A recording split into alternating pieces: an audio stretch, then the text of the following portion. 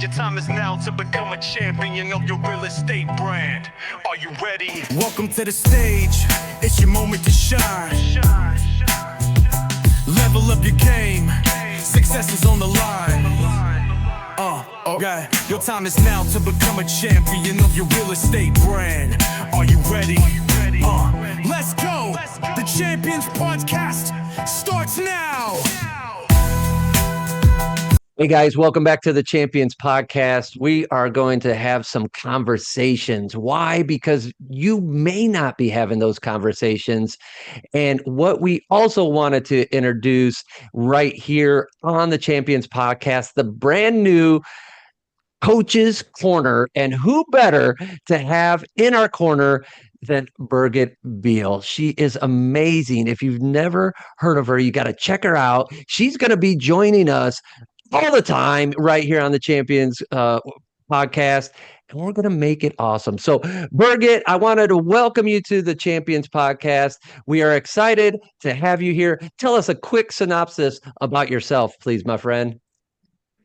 Hey, you guys, welcome. Thank you, Jason. I'm going to hire you as my MC. So consider me your sales confidence coach here on the Coach's Corner. Any kind of conversation is up for a discussion. And frankly want to be here to help you live and create a life that you are destined and that you want to live. So let's go. Love it. Great. And who else is here? My man, Iain Main. What's up, buddy?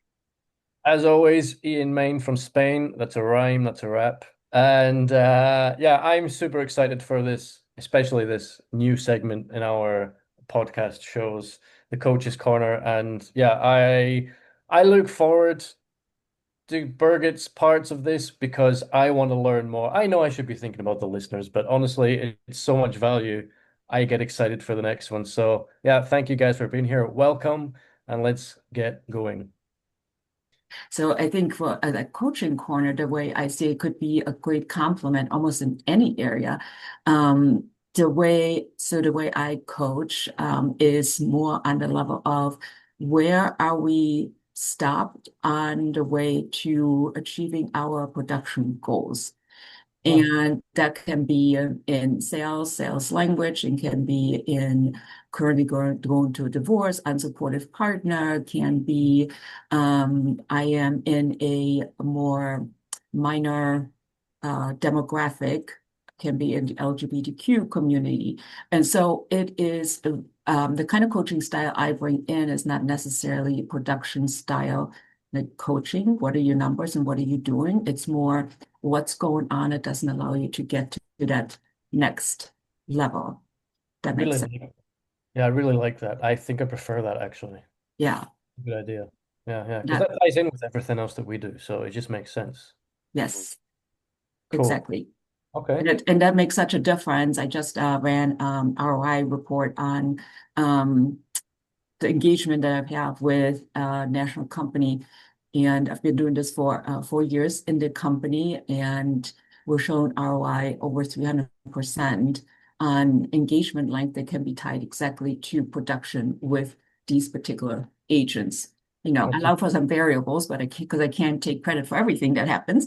But there is that one metric that I wanted to base it on, and that's my one fixed metric. So it is a different kind of flavor of coaching to support agents in a more comprehensive way. Nice. I like that. Gets into the personal stuff a lot more. Yeah. Because at the end of the day, it's you got stuff going on at home with the kids or the family or your partner or whatever. It does affect everything that you do. We've spoke about that a billion times. Absolutely. Yeah, it overflows into everything else that's going on. So yeah. So in my office, I talk about racism, or I talk about polishing up language to make better connections with people. It just really is a very subjective way of coaching people. Right. I like it. Sounds good. Yeah.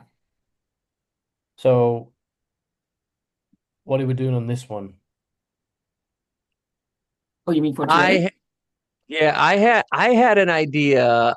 Usually my ideas spawn from the week. It's what's happening in business today. Right. So one of my ideas, and shoot it down, love it, whatever.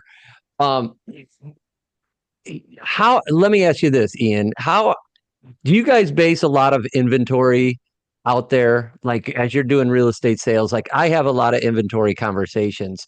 Is your Yeah. inventory still pretty low out there? Yeah, I would still say it's pretty low and it's pretty difficult to come by. And that's where Yeah. most agents are struggling. Yeah. Good, because that's where my topic is. It's kind of based on Okay. inventory. So my neighbor listed their house, not with me. That's a whole nother story. But What anywho, happened there, Jason? whole nother story.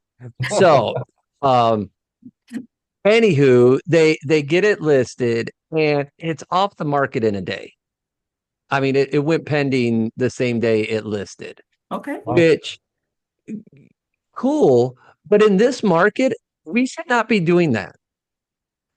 If and that's where I want to get into that piece about inventory because in my sense we need to help stretch out 6 months of inventory to be a balanced market, and yet we're still selling homes in a day.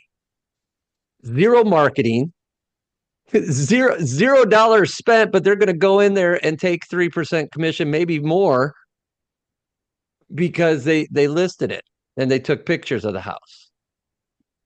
We need to stretch it out. So, your pricing should be accurate here to say, hey, all right, here's what's going on. Let's shoot for the moon. But it also relies on the sellers because sellers today, they are just kind of they're in the moment and they're like, oh, we bought a house, now we need to sell. Boom. And if they Right. would plan otherwise, they could maximize their dollars. We could all stretch out the market. And now that seller could truly maximize their profits, especially here in Westfield. Westfield's super popular, super sought after. Know the area and stretch it out. So that's kind of the synopsis of the Okay. inventory conversation, I guess. Unless you want to do something else. I know Ian, you always have good topics. No, I like that one. I do like that one because it is really real estate focused, and that's what we need to talk about sometimes. Um, the other thing that I was thinking of was I had an agent today have a property go under contract. It's her first one. She's been with us for less than a month, and she's had one go under contract, and it has been a struggle, a real struggle because of the seller. Everything to do with the property and the buyers, absolutely. There's nothing strange about the listing. There's nothing strange about the transaction. Everything's completely normal. I don't want to say that apart from the seller, but I don't want to say that he's not a normal person, but he is making it extremely difficult for things to go through. Mm. My agent said that he's also bipolar, and I thought that was an interesting topic because it's things that can come into play when we focus on the product so much. The human factor that can play into it sometimes can change everything. And that's what happened with this agent's listing. She almost lost it just because of the seller. Just the way that the client is, the things that they bring up. They say one thing, then they want another thing after the contract's signed, and they just cause conflict. And, it's just a human thing. It's not anything to do with the listing itself. So I don't know. That was another topic that I was thinking of, but Well, That was I love both topics because in both instances, yeah. I would love to just probe a little deeper and ask some questions. So because they're super interesting. Like for example, Jason, I would ask Jason, kind of first of all, I love the idea, and it's a whole different way of thinking around it. Is a lot of agents are still in this market in the 20, I don't know, 2021, 22, or 2020 market where everything is flying. And in a way, a lot of sellers are expecting that's still the same. And so they are, and of course, can make themselves look very good with their sellers because they're meeting those expectations. Although, I mean, we all know the market has slowed down. It's still not even the way it needs to be, just like you're saying, Jason. And so, what would you have done differently? Just to from get a to get that listing. Not necessarily, no, not to get it as far as stretching it out. Your idea was let's Oh let's yeah. help as agents, let's help normalize the market a little bit, which I love. How would you have done? Know the price, know what's selling in the area, and then watch how we're growing month over month. Is it 0.2%? Is it 1%? Is it 3%? Is it 5%? Depending on areas, especially here in Indiana, we have that data that we could track that and see that. And in Westfield, we're up like 0.5, 0.7% month over month in sales price. Mhm. So if you're listed at 400,000 or homes are selling for 400,000, well, push the market a little bit, sell it for that little less than 1% would be 404,000, right?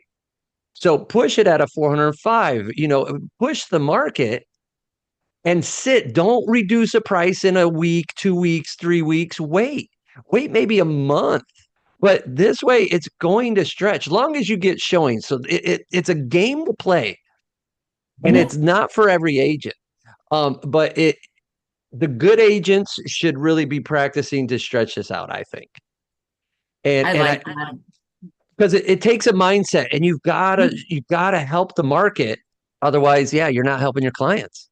For an agent out there that's going to be listening to this, I want you to take note of that market knowledge. Agents, we need to have this kind of market knowledge, whether it's our immediate market or more in our metro kind of market.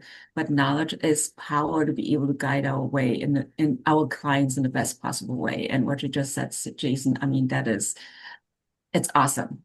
I have another word, but I'm not going to say it. It's awesome because it really shows the expert that you are in your particular market. So, yay Thank you. to yeah. So and for Ian, for example, if I could chime on there too. So when we're thinking of the coaches corner, my gears are already churning because people come in maybe with different ideas and topics, and I perhaps could give some pointers or just steer conversations in a different direction or whatnot. But with Ian, with that, I with your particular agents, I would really be curious what their conversation is.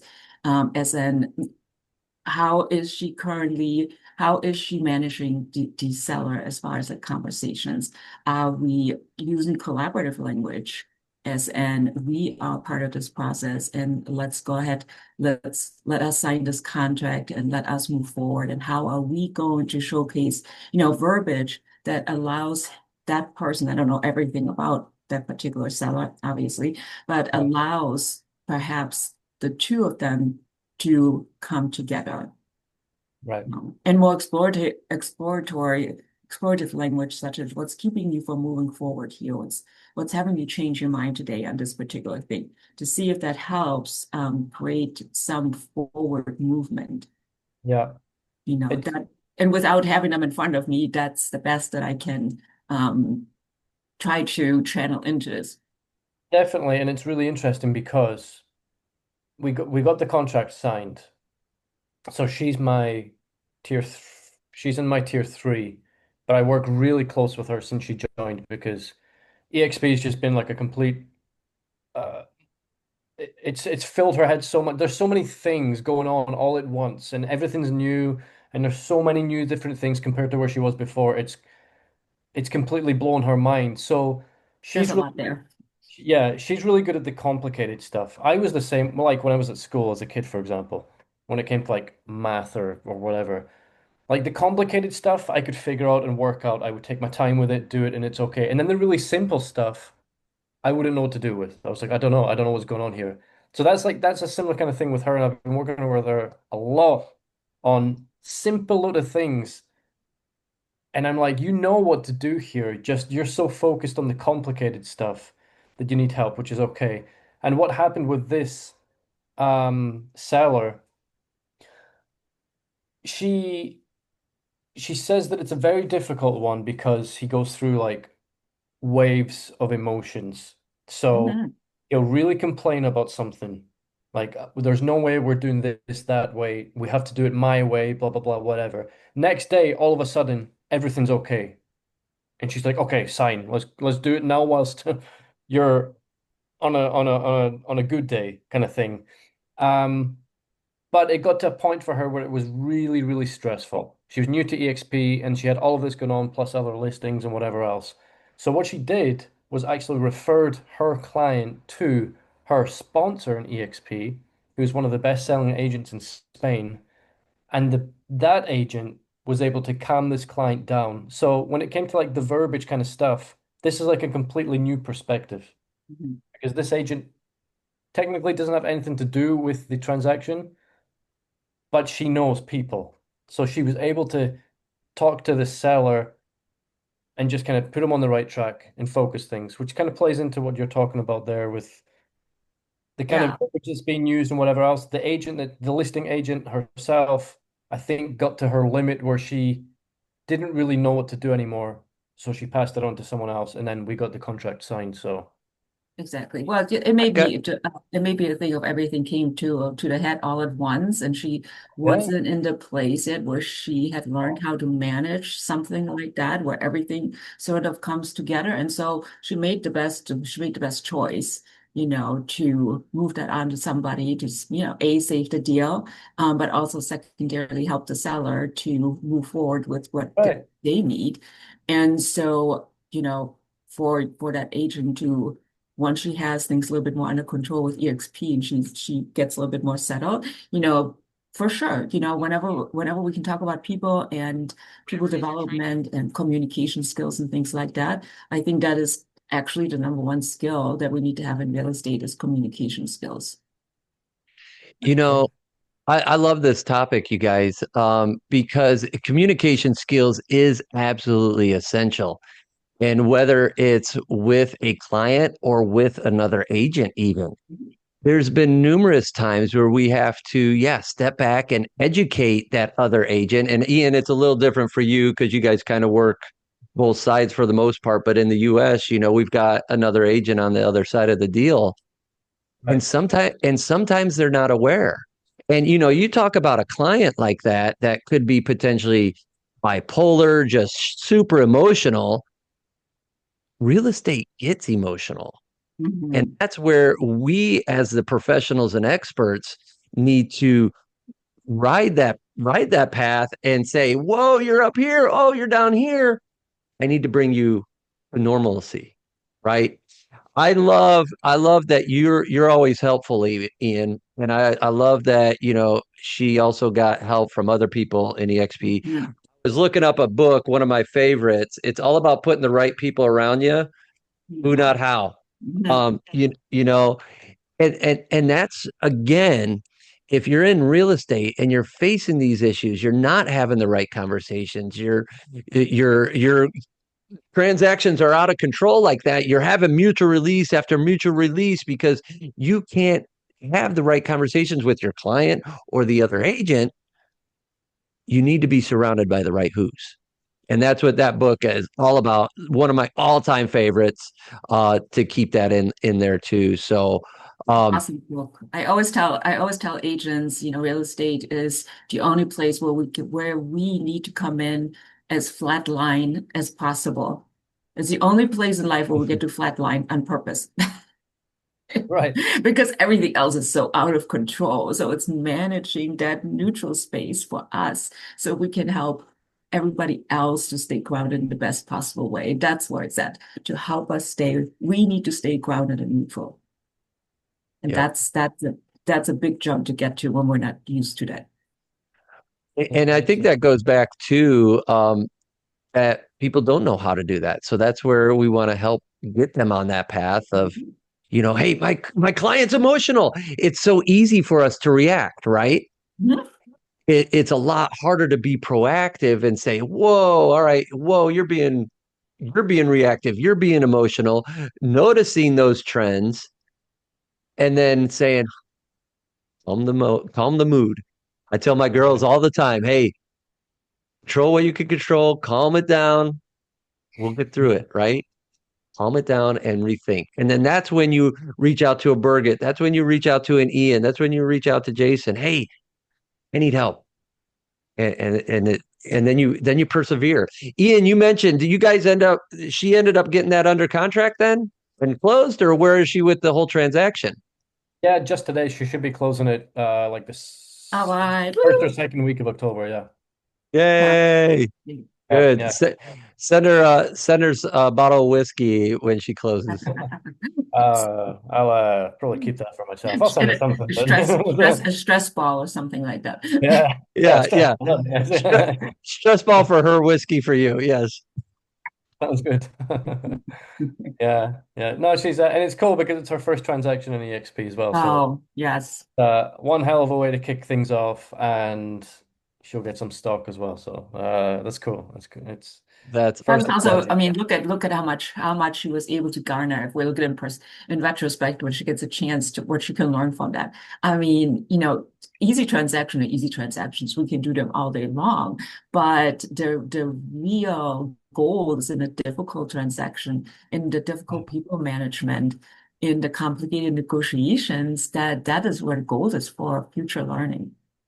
That's that's huge because I have another agent who recently sold a couple of properties that were extremely complicated, and he had to get into things that had really nothing to do with what the real estate agent should be doing, but he did, and he helped them with it. They paid him on the side for it as well, um, because it was a lot of work and it took months and months and months. And he finished it, and he called me up and he said, "I feel like I can handle anything now." Exactly. Any difficulty that comes with selling specific types of properties, document wise, whatever it is, I feel like I can do it all because after this, it's a learning process. That's exactly it. And he's been in the business for a few years now, so just Yeah. another thing to point out there. There's always something new that's going to happen, no matter how long you've been Yeah. doing. I always encourage lean into those nuances, lean into that learning. And when you get a chance and you take a breath and sit down and go over this transaction, say, what could I have done differently? What could I have changed? How could I have spoken differently, communicated differently, so on, so on, so on, to draw out of that all the good stuff that you can use for the next time. Because transactions like that, they come around. Not every transaction is easy peasy. So it's the other ones that we want to set ourselves up for. Yeah. And I Hey, just I just put up go ahead, buddy. I just in fact I don't think it's out yet. I have a video scheduled to come out today on my YouTube channel, which is in Spanish, by the way. Um, and Excelente. it talks about the not so thing, the not so nice part of being a real estate agent. Ooh, I like it. Everybody shares the Instagram stuff, like the nice houses and the videos and the lots of money and the new cars and whatever else. So I thought I'd do a video of the complete opposite side of which is reality. And one of the things we talked about, I speak about, is um these kind of difficult sales that we go through. Like one, yeah, they're a whole new learning process, which is great for us. But also, I think it makes the victory that just a little bit more sweeter. So Yeah. it's Absolutely. Well, when you get through with one of those, it's like, ah, that was nice to. Incidentally, I it have an does. article. I have an article coming out on Inman next Wednesday that also discusses the not so nice side of real estate. So There you go. I Perfect. got this side of it. You got the nice. Perfect. Oh, that's great.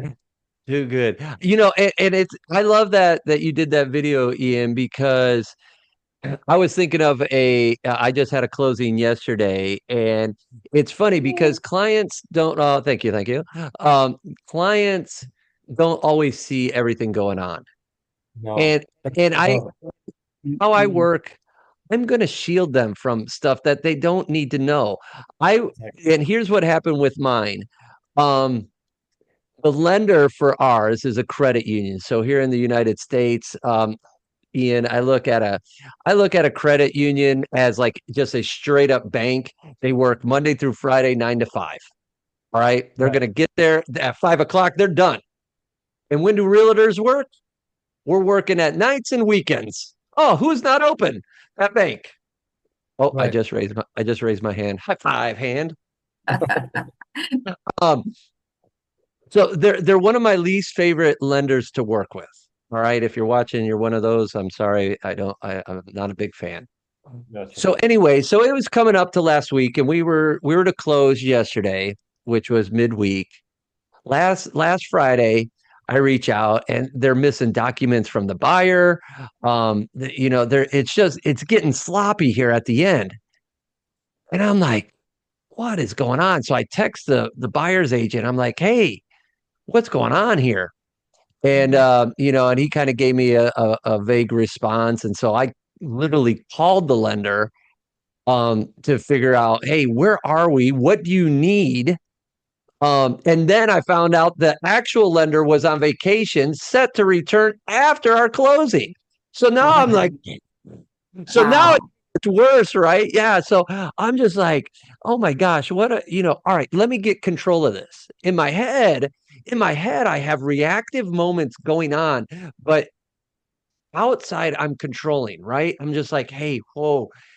If I took all that information back to my client, the seller, she would have flipped out, Oh, right? But they don't know that I'm going through all this stuff come Friday, then Monday, then Tuesday, and then we closed yesterday, Thursday. Friday, I just left it. The buyers had some documents. They needed to take care of it over the weekend. First thing Monday morning, I'm calling the lender. Where are we with these? Hey, we've got 1 out of 3. I'm like, OMG. So I'm like, come on, like, because I don't like to not close on time. We set a time, a date for my clients. That's Mhm. the finish line. I'm not going to push the finish line backwards. No, let's get there. I mean, So especially not for that kind of reason. yeah, right. So it's that, and really what I was getting to, it's the behind the scenes stuff that people don't see us doing. And I don't want credit for any of it. That's just the work we do. I'm yeah. not looking for people to say, "Oh, great job, Jason." Yeah. No. People When I say people, our clients are not seeing this. And that's where we get this misconception of real estate. Oh, cool. All you do is, yeah, you stick a sign in the yard, you get it sold, you collect thousands of dollars. Yay, congratulations. And you post a picture on Facebook. No, No. it's so much more. And it's that behind the scenes stuff we go through it Yeah. all the time. Yeah, I I had like to a shift. That's a paradigm I like to shift to, exactly what you're saying. And we get so beat down by debt. And I liken it to what if, I want all of us to show up as attorneys. An attorney will never make excuses about the fees that they're charging. You don't go in there without paying a Right. retainer. It's just the way it is. And, and so it is our profession. We're experts in this particular field. So let's show up as these experts in that field. So my mindset always goes, align yourself with an attorney's office or an attorney. How would they do their job? And I don't think many people tell their attorneys what they should do. I don't Agreed. think so. Yeah. Yeah, yeah, that's true though. I had a closing earlier this year and it was a difficult one. Again, because of the people factor, not the Mhm. product factor. And yeah, we got to closing or whatever, and the buyer said to me, I was on both sides. It was my listing, my buyer also. And they said something along the lines of like, I don't understand how we couldn't close sooner, what was going on, blah blah blah, whatever else. Like I don't know why it's taken so long. And I was sitting there with like crying, saying, "You have no idea how long it took us, how I was able to get us to this point where we are today." So yeah, it does take a lot of I always think whether it's a product or a service, we take on the complexity, we take on the complex stuff to make it easy for the end Mhm. user, the end customer. They shouldn't hear of anything, which is completely stress-free for them as much as it can be. Easy, silky smooth, but for us it's not. And that's our job. That's why we get paid to try Like and it's concierge service, really. That's what you're right. providing. You're providing concierge service, you know? Exactly. Exactly. So that's cool. And that kind of plays into both of our topics today, whether it's the complicated sale that my agents had to go through today, and then, your neighbor's home on your side. So Yeah. Exactly. I had a question for you guys, and it's kind of, back on the topic of not having the right conversations with whether it's clients or agents. Um, how would you guys answer, like, if there's an agent out there and they're just starting to hit a wall? And and it's going down a bad road, right? They're having the wrong conversations. Just whether it's agent transactions messing up all over, it's just sloppy. All right. I think as people, we may get a ego, maybe we get something in our way to ask for help, right? To say, "Oh man, I got this. Oh, I don't want to let Ian down. That I could do this. I'm Superman. Do this." How would you advise a person, an agent for this point, to lower that guard of themselves?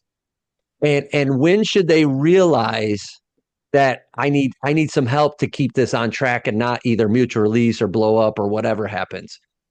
That's I want to hear from you guys. Okay.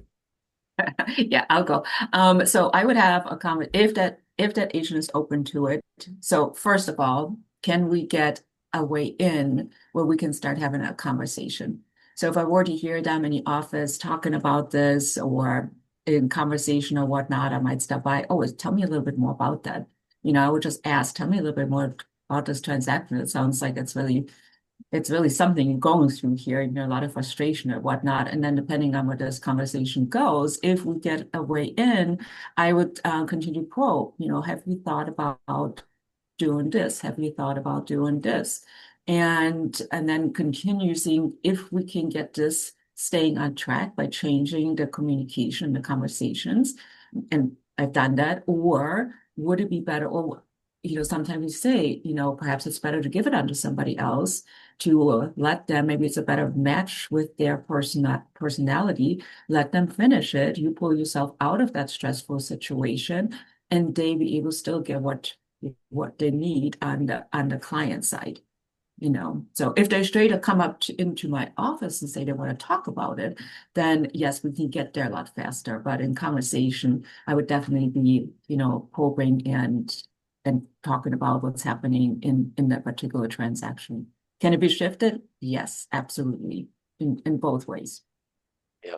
All right. So to piggyback off of that, Birgit, Ian and I, part of EXP, we live in a virtual style world. We don't really have ears around the corner. People are a little bit into themselves, or like more closed off, I guess you could put.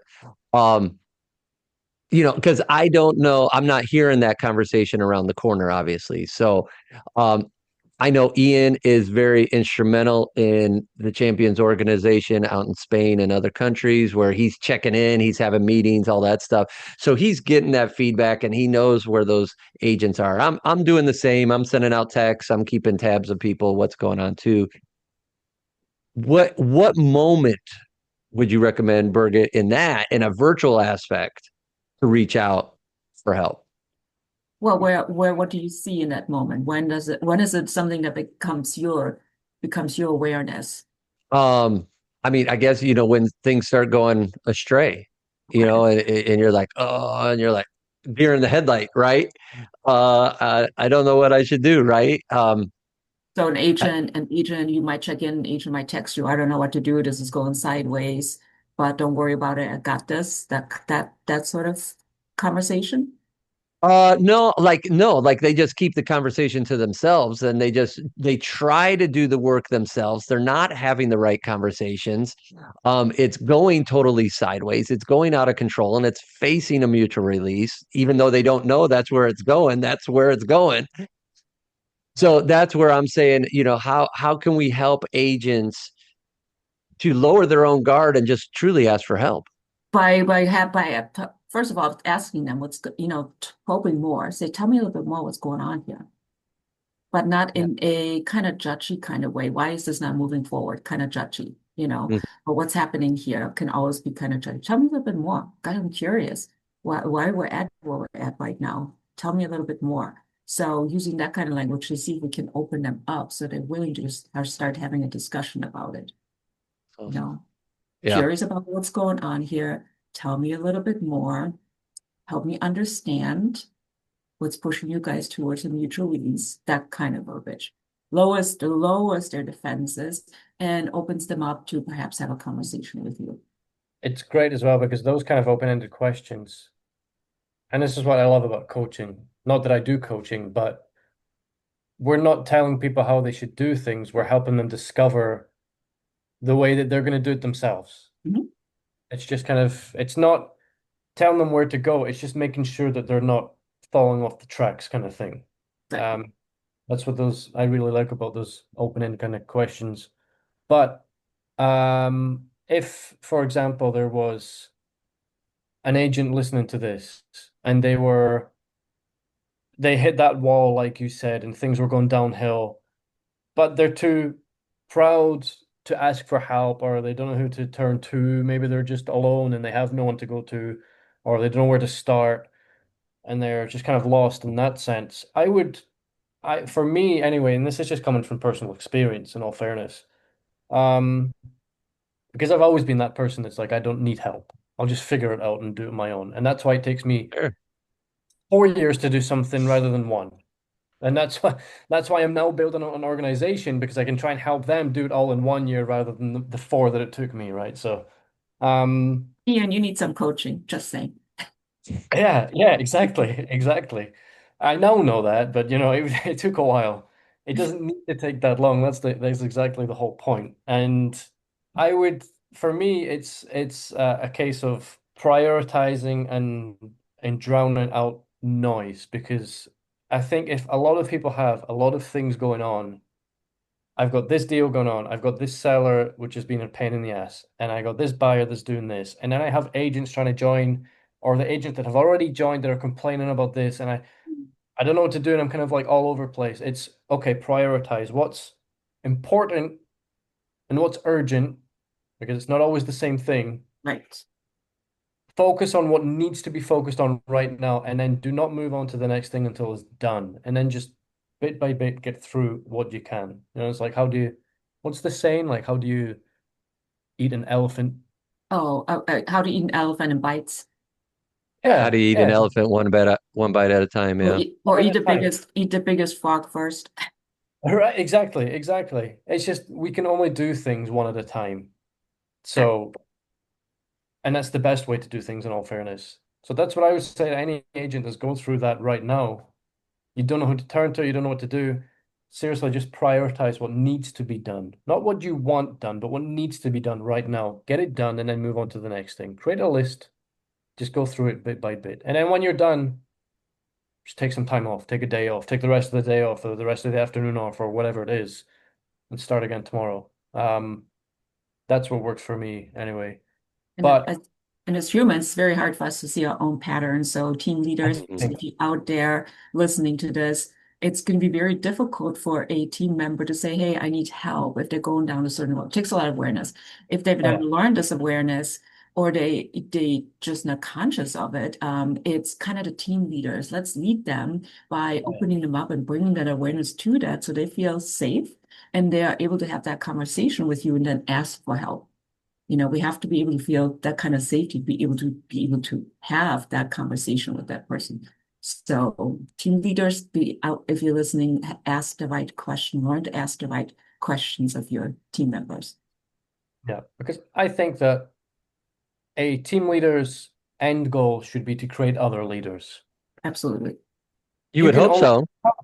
yeah, you can only become a leader by doing thing, uh, by getting there with help. You cannot do it by yourself. Nobody has ever done that, and this is on an agent production level to Steve Jobs, Elon Musk, Glenn Sanford. It doesn't matter where you are. Nobody can get to that level of success where you want to go without the help. So if you don't ask for it, how are you going to turn your agents into leaders? You need to Absolutely. show them that the help is it's required. It's a necessity to get there. So So as a That's leader, you huge. have to open yourself up and have that own awareness around your own ego and how you do things to be able then to pass that down to your team members to allow them to become better leaders in their own life and transactions. exactly. Yep. It's like a You know, domino effect. Birgit, you nailed it too. You said awareness. And I Yeah. think that goes back to the question I had earlier, where, I think maybe not a lot of agents have that awareness to say, oh, I'm up the creek right now without a paddle, but I could still swim and I'm going to swim. Then that ego rises up and it's just like, no. And that moment, hey, there's people standing on the side of the river as you're in that canoe or whatever. Tell them, hey, I need help. I need help. Bring them on. And that's again, that's what we do. And I love you saying too, Iain, about that coach. Um, and it's so apropos, for us to, begin the coach's corner here with Birgit as well. Um, I think of that coach aspect so much because I coach my daughter's softball team. She's 12 years old, right? My 10-year-old's playing, my 8-year-old's playing. All of them have coaches, right? Coaching starts when we're young, whether it's sports, Yes. no matter what you're in, there's generally a coach there, right? So that's where, I sit back and I look at this. And it's funny because like my 12-year-old, she's obviously maturing, doing her thing. So she doesn't always listen to me. So, but I can rely on the other coaches I have. And I said, hey, she's not listening to my direction right now. Even though it's what's needed, she won't listen to me, but she'll listen to the other coach. So I go to him, hey, will you have a conversation about her batting, whatever the issue is? He's like, heck yeah, I will. And he's got a great delivery, he's comforting, he goes over to her, hey, blah, blah, blah, blah, blah, blah. And I see her in the distance. Okay, okay. And I'm like, You're like, all it what the takes. heck? Right. Well, I am, but I'm not, Okay. because I understand because she's a spawn of me, right? Um, I'm aware of how I am. And so when I see those traits in my children, that's when I'm like, I need to ask for help for them. And that kind of goes back to your team leader speech or a point, excuse me, Iain, that they need to realize that. And it is your children as part of your team, to say, hey, he or she's going down the wrong path. Let's talk about that. Then take Birgit's part. I'm curious. Tell me more about that. Yeah, and I love being curious because I also want to go back to that too. Those questions were great with clients. In your Hmm. story about bipolar client. Hey, I'm just curious, what's going on that I could help with? Help me understand where you're at right now. Tell me more about that of, why that means so much to you. And all that's going to control the pace of his temperament in that moment that he's up here, needs to be here. Cool. Even if he's down low, you bring him back up. Hey, gosh, I understand what you're saying, but help me understand a little bit more. So there's a couple of tweaks in there that I hear that I want to make already, but I'm not going to. That could make that even better. But we'll maybe discuss that some other time because I love what you're saying. So Yeah, definitely, definitely. Oh, there's so much we can get into. This is cool. This is going to be cool. This yeah, this coaching. is cool. I Yes. like the format, the way it kind of flows, like having different topics and Yeah, and then talking about those. So yeah, this is good. It it's helps. great. We want to help as many people as we can. Yeah. And Birgit, as Iain and I have become great friends over what last 5 years now. Um, it's that it's that heart, and referencing that book, Who Not How, you know, Ian's one of my top number one who's that I surround myself because it's funny because he's on the other side of the world in Spain. I'm in Indiana, and yet we align very well with our lives, our businesses, and it's very interesting how it works, and that's where it breaks down the walls of a brick and mortar style and that's where I've never seen that in my life. And never did I dream that, but yet I'm living that. Mhm. And that's the cool thing. And that's where I love it. And then to bring on such an expert like yourself, Birgit, to really tie some bows for us on every gift that we're presenting out there, it's going to be amazing. I'm just grateful for these moments. Thank you. Yeah, I think this is going to be super fun. 100%, 100%. Well, we could probably finish it up there. Anyone listening, follow along because this is only going to get better. We recently just changed to the Champions podcast. What's this episode like? Yeah, there we go. Episode 2. Is this the Episode second one? 2. This is the second one. This is a great episode. Yeah, the champions strike back. Yeah. So follow along. This is only going to get better from here on out. The value is incredible. It's incredible, and it comes from personal experiences. When I say personal experiences, in my case, it could be my experiences because we're also in the day-to-day of real estate, but also leading a team of almost 30 agents in 4 countries. All of those experiences are also included. So there's so much going on here that we can pick from, learn from, and just help each other grow. So yeah, follow along. And I hope to see you in the next one. If you guys have anything else you want to say to finish off? Birgit, final words. Final words, all of you agents out there, I know exactly how hard you're working. You're all rock stars. Stay above it and keep yourself in a place where you are the expert in your field and able to lead your clients the way that you want to lead them so they can get out of the transaction what they ultimately want to get out of. Stay the expert. Know your market. Awesome. Awesome. Sounds good. Thank you guys so Awesome. much. Thank you. Stay blessed, everybody. Okay, bye. Bye-bye. You should just ask, just stay.